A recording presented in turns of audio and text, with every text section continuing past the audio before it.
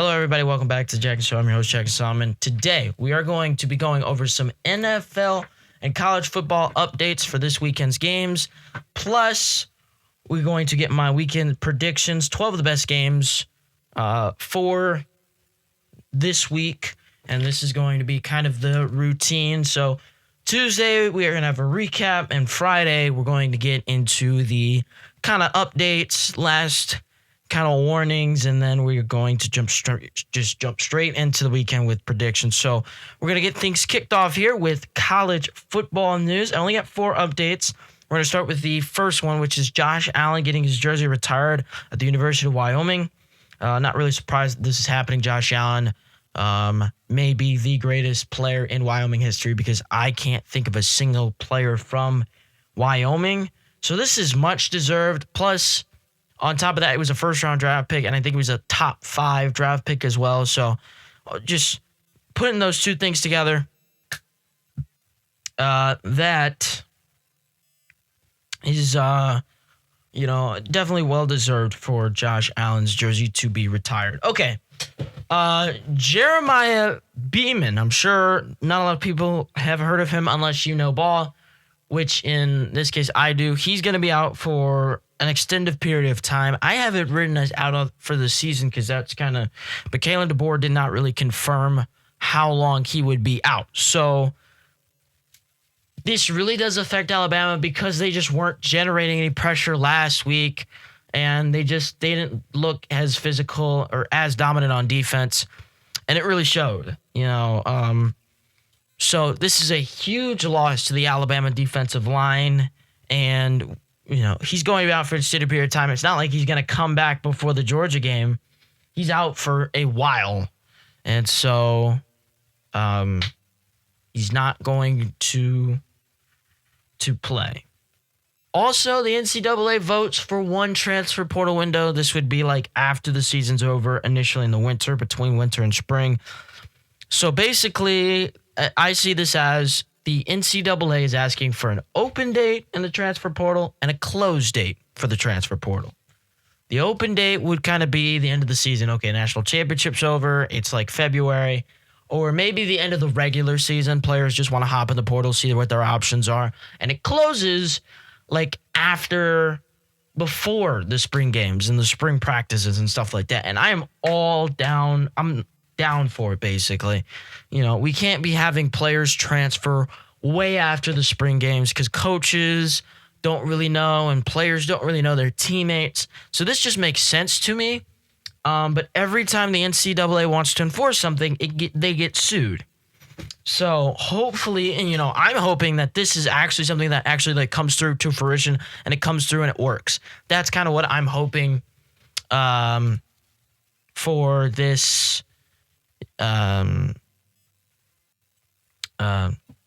What this means right now for college football. And then the last thing I gotta say is that the Missouri versus Kansas rivalry returns in the Big 25. I did not know that this was a rivalry game. I just thought it was like two teams that are close in proximity playing each other. But this is a big time game. So I'm not going to be picking this game, but Kansas looks really good this year. They've dominated in their first 2 games. I didn't watch Missouri, but I expect Missouri to put up quite a fight versus their basically border rival. I forgot the name of the rivalry as well. Just give me a second. I'll figure it out. But Kansas is the more dominant team. I think Kansas is the favorite as well. So, yeah. What else to say about this game? Excited to see it, and this is kind of what we love about college football. This is known as, so the rivalry game is actually called the Border War or the Border Showdown. I'm actually really excited for this because, we need rivalry games to come back in college football. 2033 is the year Notre Dame and Michigan play again. I don't know when the next time Michigan State and Notre Dame play. Hopefully it's soon.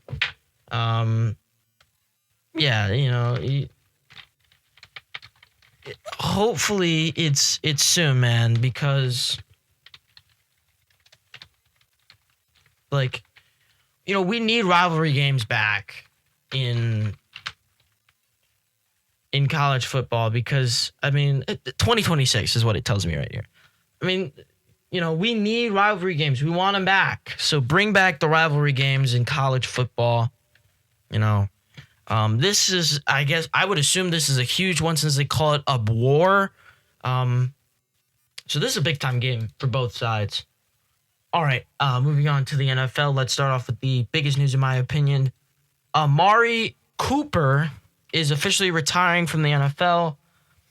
I would say, so he started out as a Raider and was traded from the Raiders to the Cowboys, had multiple good years with the Cowboys, and I think he was signed by the Cleveland Browns, spent a couple of years in Cleveland as a number one receiver, deep threat. And this year, I think he was cut or he was traded to the Bills at the end of last year, and the Bills, I think, traded him to the Raiders, and he retired before he played his last another snap.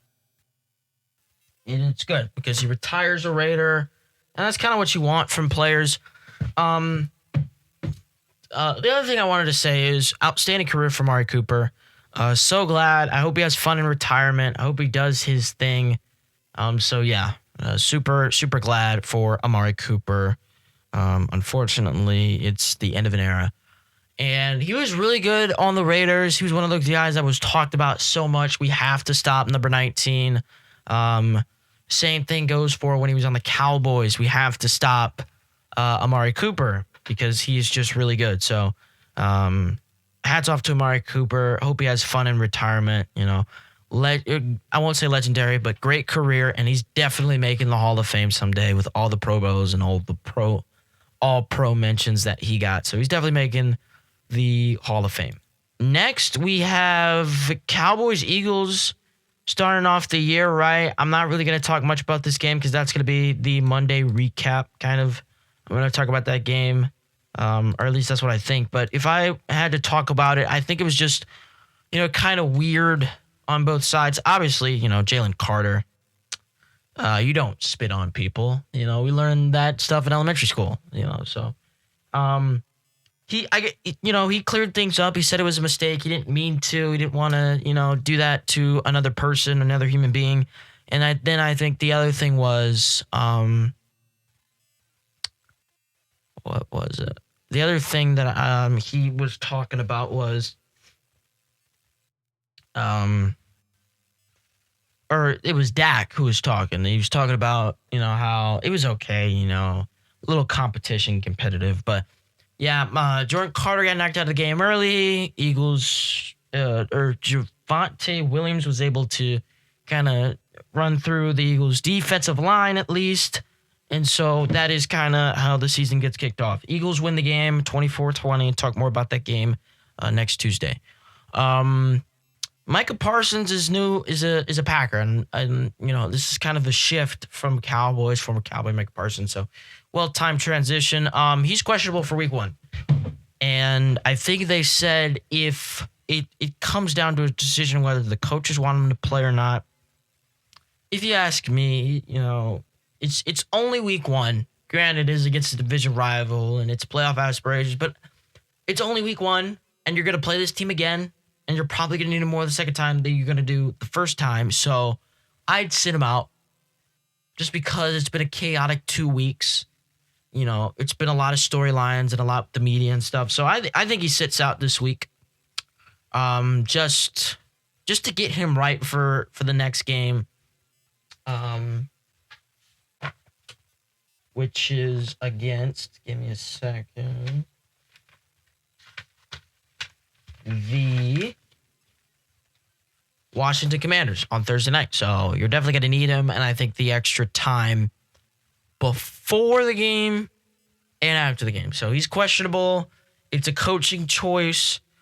There's a good chance that he plays, but I'm not just saying this biasly or as a Lions supporter. I'd rest Micah Parsons just because it's week 1. We're gonna play this team again, and it's not as serious as we're 8-8, need to make the playoffs. It's not that serious. Send him out. Kind of go from there. Christian Kirk, I can't remember when this was released, but it was released a couple of days ago. It was announced he's going to miss at least, at a minimum, week 1 of the NFL season. What to say? Kind of crazy. I can't lie. But that's why you drafted the wide receivers.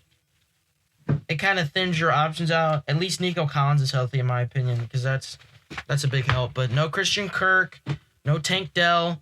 You have Higgins and Noel and Nico Collins, and I think that's going to be enough. Just enough, And the new offensive line, you're going to see how that, holds up. Good thing is Micah Parsons wasn't traded to the Rams, so that's not, the Rams are definitely not something that, this brand new offensive line is going to get tested on. But, yeah. So Christian Kirk's going to miss week 1. With that hamstring issue. The issue with this is he could be out for more than just week 1. They said he's not going to play this week, but there's a good chance he's going to miss an extended period of time. And that's huge for the Texans because at the beginning of this season, they play the Bucs, play the Jags, that's a big-time game, play the Ravens, and eventually at the end of October, you play the Niners. I don't think he'll be out that long. But first 5 weeks of the seasons are tough. Week 6 is your bye, so probably. But he's for certain not going to play this week. And then last thing, Christian McCaffrey was limited in practice Thursday with a calf injury. That is a big-time concern for fantasy owners. There's a good chance he'll still play, but with limited touches because I think if you're the Niners, and this is just what I believe that they're doing, they want to be careful with McCaffrey. So he's not really going to get a lot of touches this week. I'd expect Garendo to maybe be the leading rusher, maybe the lead back, stuff like that. You don't have Jordan Mason anymore, so that's kind of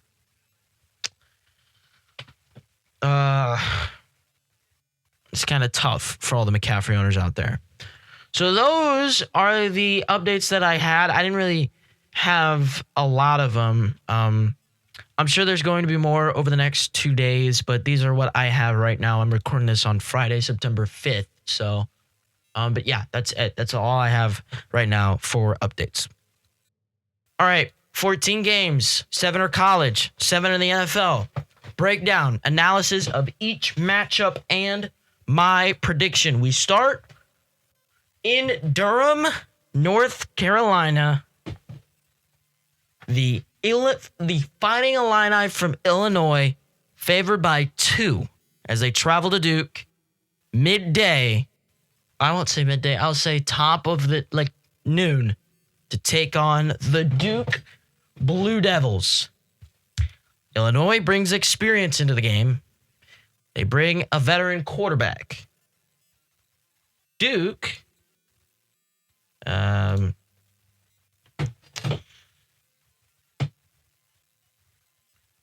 also, Duke brings in a really good quarterback who played well last week, and also a defense that dominated. But Illinois' defense dominated. They dominated more. Plus, Illinois is the favorite. They're favored by 3. But take the Illini and Illinois going on the road. Number 12 team. It's not really, I think this would be like an upset because they're not 12, they're 11, but they're inside the top 5. And so that, or just outside the top 10. So that, in my opinion, would be considered an upset. Okay. Iowa State, Iowa. Iowa, the Cyclones are hosting this game. This is a big noon Saturday, so 12 o'clock Fox. Iowa State's favored by 3.5. Iowa brings in, first of all, the defensive guru, in Pete Ferentz, who just knows how to get a defense each year. And Iowa State brings in an experienced quarterback, an offensive line that's really good, a defense that looks really good, and just honestly, this feels like an Iowa State game. But I don't know. Iowa's offense might, well, Iowa really doesn't have an offense. I'm going to stick with the pick. I'm going to go Iowa State here. The reality of the situation, in my opinion, and this is the reality for me, is what is Iowa's offense? Is it that good? Because if it is, it's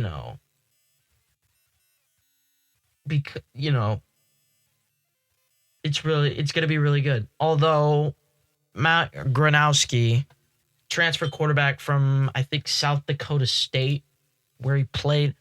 It was an FCS school. Give me a sec. But he was 8 for 15, 44 yards. It was South Dakota State. That's the last team he played for. 8 for 15, 55 yards, 11 carries, 39 yards, rushing touchdown. Yeah, I don't know what Iowa's offense is, and Iowa State's defense looks really sick right now. I'm taking the Cyclones to defeat the Hawkeyes. All right, next up, I got Baylor. They take on SMU. SMU's the home team. I think this is also a 12 o'clock game. I got to say, though, who's spending their time watching the CW network? Seriously? I mean, it's good for drama, and it's good for really good superhero TV shows, but I mean, well, I won't say super good, but average superhero TV shows, but I mean, I can't. So what is still the question is, what is Baylor's defense? Did they get better last week after Jaxon Arnold ran all over this team last week? And also the question is, what is SMU's quarterback, Kevin Jennings?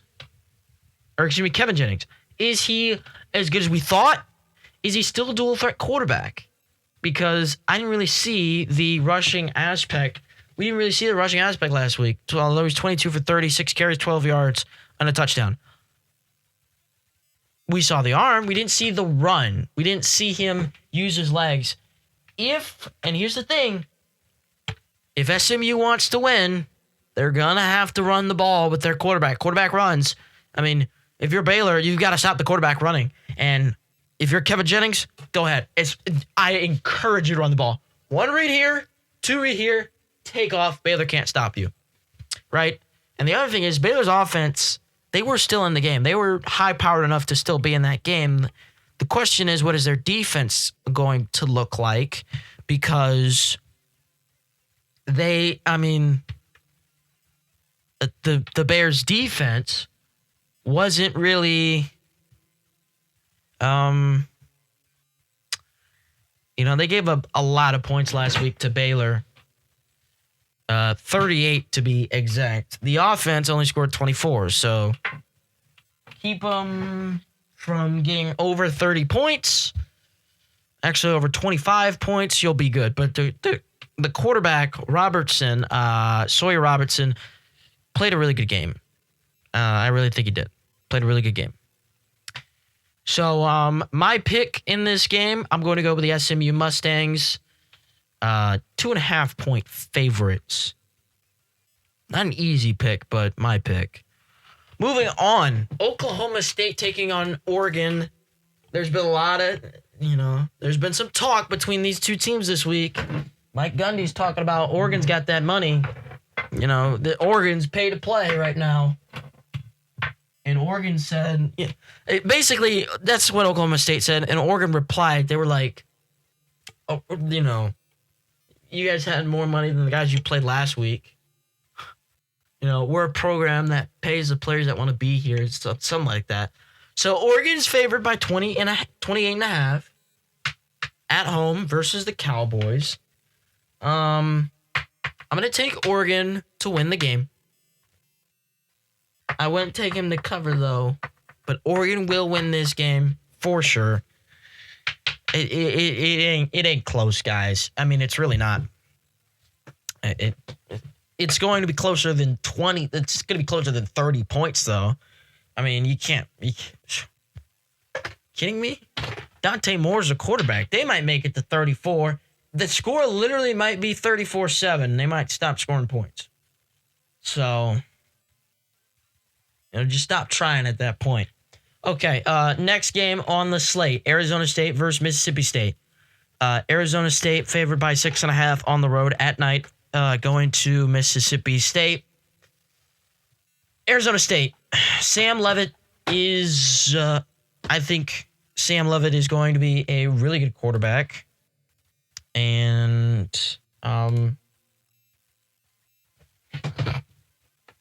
I trust him to just kind of go out there and ball out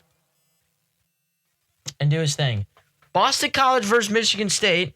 Michigan State's favored by 4.5. This is a big time. I'm gonna say this is an upset spot right here. This is like, it's at night. Boston College most likely gonna wear the all white jerseys. National TV. You're not on Peacock. You're on NBC now. Bill O'Brien coming to the crib. I think this is where, Jonathan Smith, you got to make your mark. You got to announce that, hey, we're here. We ain't going anywhere. So this is going to be big time for Michigan State. If you're Michigan State, you've got to win, because that sends a message to the entire Big Ten. We're here. Just beat Boston College. We're not going anywhere. But I don't know. This game is so tough. This is such a tough pick. But you know what? I'm going to go Michigan State. But I don't know about State's defense, though. So if you know about State's defense, leave a comment down below. But I don't know about State's defense. It's questionable to me if it's good. If State's defense is somewhat decent, if it's better and can dominate BC's offense, I am going to take Michigan State. As much as I hate it.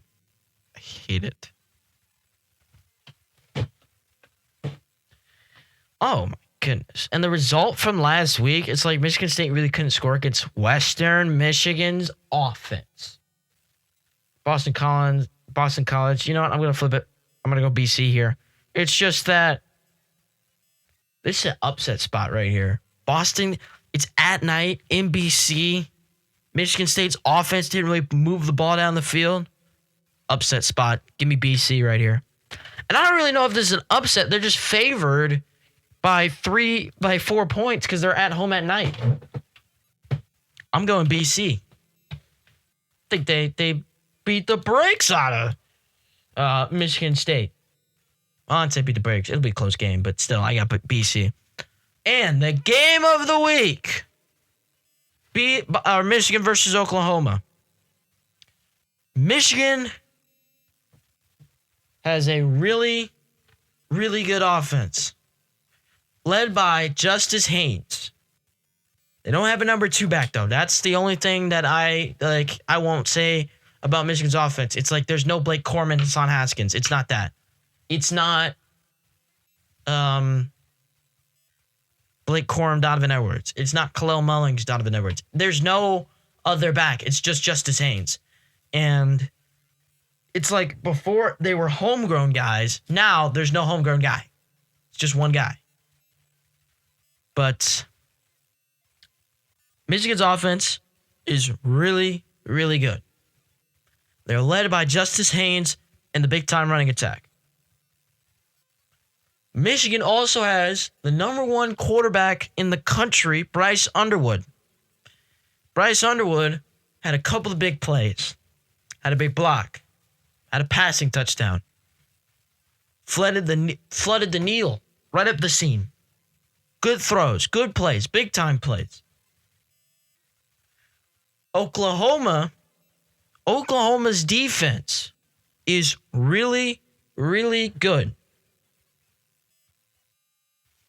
Led by Brent Venables. Venables had the Clemson Tigers in the national championship almost every year while he was still the defensive coordinator. Had them competing for national title. Made the playoffs basically every year. Oklahoma's offense is led by John Mateer, the new version of Cam Ward. Washington State quarterback, incredibly underrated. Comes out. He's an excellent quarterback, can throw really well. While Michigan's defense, pass rush, the linebacker core, and the secondary, all inexperienced. But can the big guys up front get through that Oklahoma offensive line? Get to the quarterback, win the game? I think so. Give me Oklahoma. The home team under the lights at night. This is SC. This isn't Big 12 ball anymore, Michigan. This is SEC ball. And I think with a freshman quarterback, I've been picking this game all year. This is the one pick where I'm going to go, okay, Michigan, you can't win this game. Although it is a homecoming for Sharon Moore just bypassed that in the media. He's like, this is about me. This is about the players, man. You know, we're talking about me. I'm going back to Oklahoma. Ha, ha, ha. You know, having a lot of fun. But this is about the players. This might be the most important game of your season right now. I think the second most important game is at Nebraska because Sharon Moore won't be coaching. Actually, this is yes, because this is a ranked opponent. Nebraska's not really a ranked opponent yet. So this is the biggest game. Second biggest game is going to be at Nebraska in a couple of weeks without your head coach. This is the final game your head coach will coach till week 5. And Oklahoma, and I'm telling you, if there's one team that people are sleeping on the SEC, it's Oklahoma. Their defense is led by one of the best defensive minds. Their offense is led by John Mateer, who's really good. Go ahead and watch John Mateer film. You know, I've seen the kid. He's really good. And you know, the rest of the pieces on the offense, I think are self-explanatory. Jay Knott, I love Jay Knott. He's one of the best backs in the country. Transfer from California, really, really good. And the last thing I'll mention, Deion Burks. He's been there. I think he's been there for a while. He was there last year, but he's also really good. He's also a really good wide receiver. Nick Anderson transferred out. If Nick Anderson stayed, he probably would have been involved in this offense. I like Oklahoma. They're my sleeper team, and this game is the most important game for Oklahoma as well because this sets them as contenders, big-time contenders. I'm going to take OU as much as it pains me, but I also don't have Michigan State winning too, so that's really good. So, yeah, give me Oklahoma to beat the boys in blue. I hate to say it, but Michigan State's not winning either, so that's good news for all the Michigan fans out there. Sunday in the National Football League, ladies and gentlemen, football in the National Football League is officially back. We start Bucks, Falcons. Buccaneers are favored by 2 versus the Falcons. Falcons had no pass rush last year. Jalen Walker should help with that, but it doesn't matter because Tampa Bay's offensive line is really good. I'm going to take the Bucks in this game. Big-time names. Emeka Ibuka's guy to watch out for. He's supposed to get a lot of catchers. I've heard Baker Mayfield likes him. Kate Otten, also another name I'd kind of watch out for. For the Falcons, Kyle Pitts. I understand we can't do Kyle Pitts every single year, but Michael Penix Jr. has made it a public statement that we're getting him the ball. This is going to be a thing that we are going to do. I'm going to take the Buccaneers in this one. All right, next up. Russell Wilson makes his Giants debut as they will face the Commanders. Commanders are favored by a touchdown. And what to say? Okay, so the Commanders probably aren't going to cover the 5. Or they're probably not going to win by the 6 points.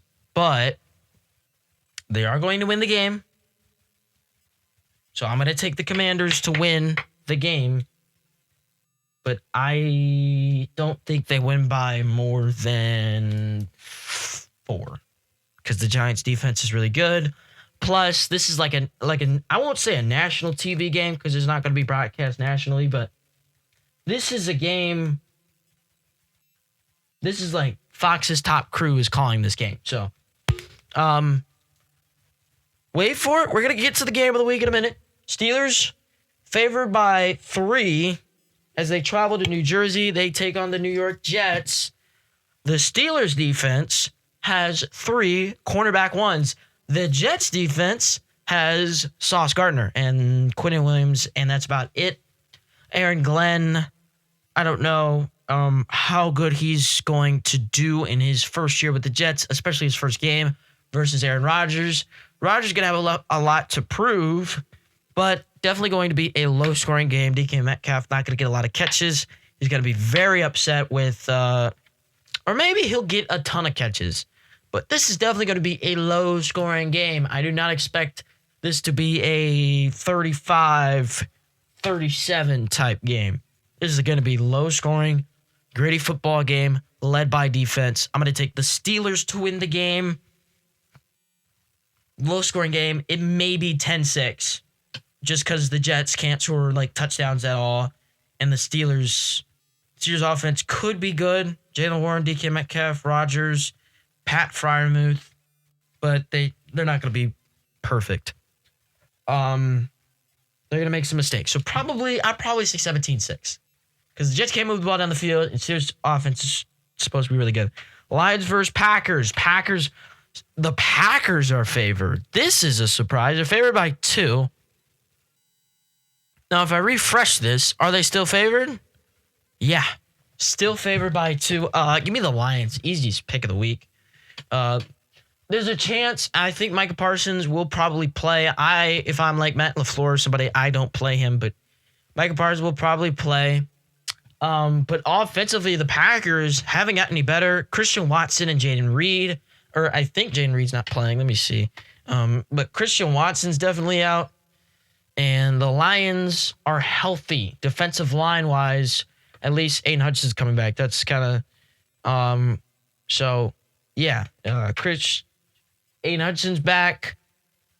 But Dontavian Wicks and Jaden Reed are questionable. Same thing goes for Micah Parsons. Jeez, give me the Lions. Yeah, I mean, this is without a doubt. Give me the Lions. Injuries, people. You hate them, but they're a part of the game. Packers have a lot, specifically at the wide receiver position. And Matthew Golden's a rookie, so he's not going to carry the load. Neither is Christian Watson. Christian Watson's gone for a while. And the rookie, Matthew Golden, not going to really do much because he's a rookie. But Tucker Kraft could, Plus, this is a 425 game at Green Bay. You love it. You love to see it. So, Texans-Rams. I got the Texans beating the Rams. Rams are favored by 4. I'm going to take the Texans in this game.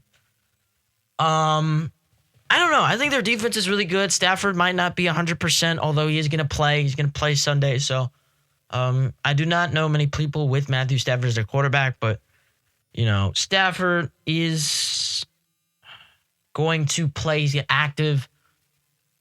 Plus, it's the Rams' first game without Cooper Kupp since he was drafted, I think, in 2018. So, the Texans are going to you put 2 guys, you're going to put 1 guy. Really, be careful because there's going to be 1 guy on Puka, 1 guy on Devontae Adams. And so it's going to be chaos if the Rams can throw the ball effectively. I don't trust Kylan Williams. I think he's questionable as well. But the Texans, offensively, new offensive line. But, that actually makes a lot of sense. Because now that I think about it, Joe Mixon isn't going to play. Like, Mixon's out for a while. New offensive line. And you're starting 2 rookie wide receivers. But I still think the Texans win this game. So I'm just going to be stubborn. I'm going to oh, goodness. Rams defense is really good, though. I don't know. I'm going to take the Rams. Just because I'm going to switch it up. I'm going to take the Rams just because everybody's not healthy. Like if everybody on the Texans was healthy, this would be an easy Texans.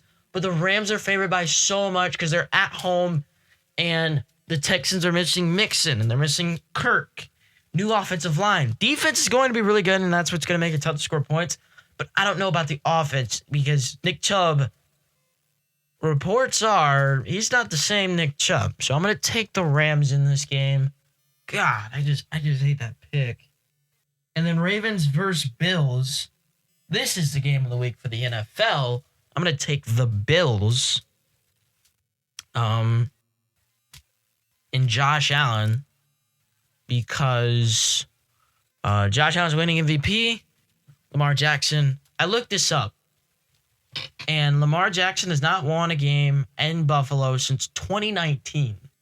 That was about 5 years ago. That was the last time he won a game in Buffalo. Last time he played in Buffalo, he lost by 3.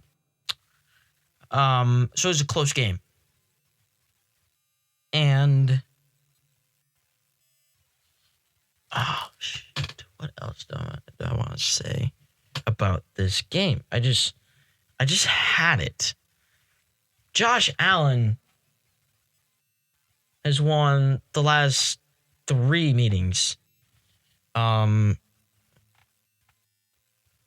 won 2 out of the last 3 meetings because last year they played in Baltimore and he didn't win. So, but last time he's only lost to Lamar Jackson at his place once, and that was 2019 when Lamar Jackson was having a real type MVP season. So I'm going to take the Bills in the game of the week. And then the 49ers and the Seahawks, I am going to take the I'm going to take the Niners, but it's going to be a close game. Brock Purdy, and this is the first game without Debo since he was drafted, so that's different. Cooper Kupp's on the Seahawks, but the offensive line might be rough. I don't know how the Seahawks plan on running the ball, and I just don't trust Sam Darnold yet. So I'm going to take the Niners in this game. Those are my weekend predictions. Thank you so much for listening. I always enjoy it. I hope you enjoy it. Don't forget to tune into the next episode of The Jaxon Show next Tuesday. And as always, bring a friend.